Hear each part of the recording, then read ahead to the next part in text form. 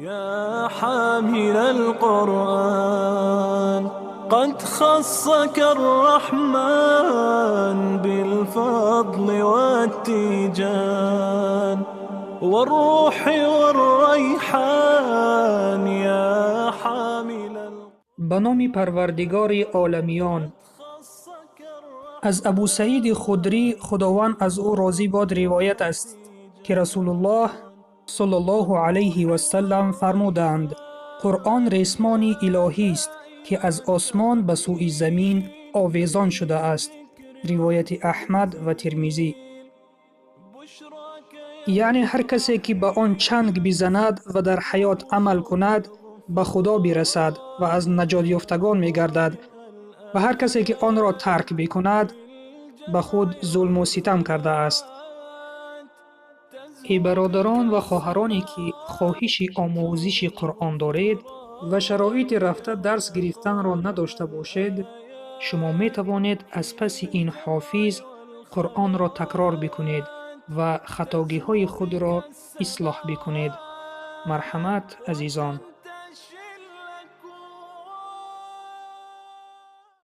بسم الله الرحمن الرحیم.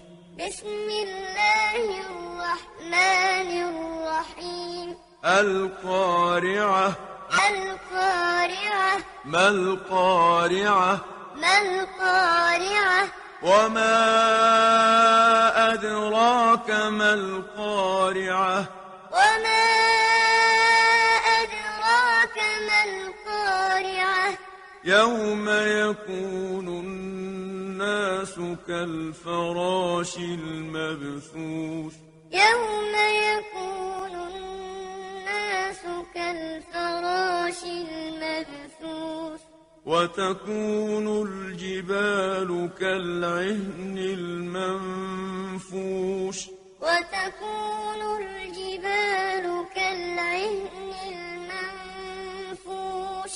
فأما من ثقلت موازينه. فأما من ثقلت موازينه. فهو في عيشة راضية. فهو في عيشة راضية. وأما من خفت موازينه.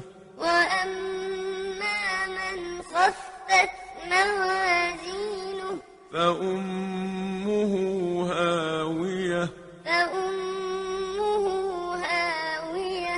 وما أدراك ما هي.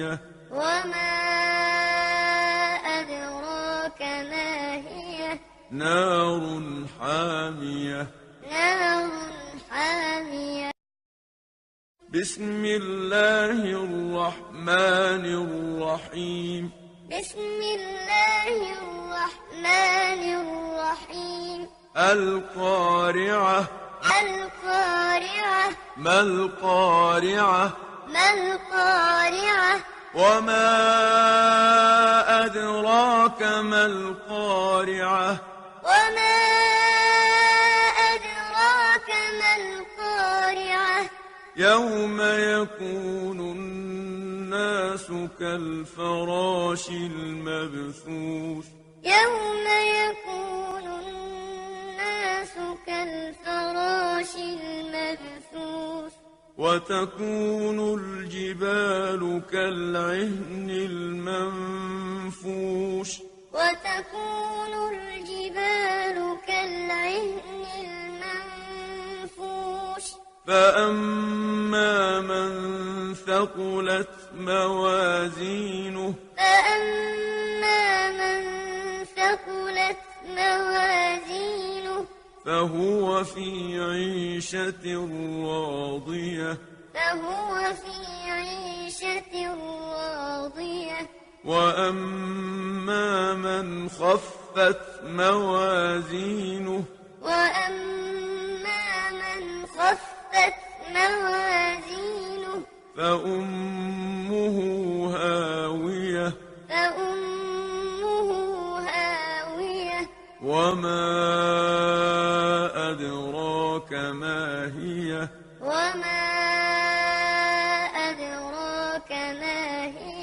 نار حامية نار حامية بسم الله الرحمن الرحيم بسم الله الرحمن الرحيم القارعة القارعة ما القارعة ما القارعة وما أدراك ما القارعة وما أدراك ما القارعة يوم يكون الناس كالفراش المبثوث يوم يكون الناس كالفراش المبثوث وتكون الجبال كالعهن المنفوش وتكون الجبال كالعهن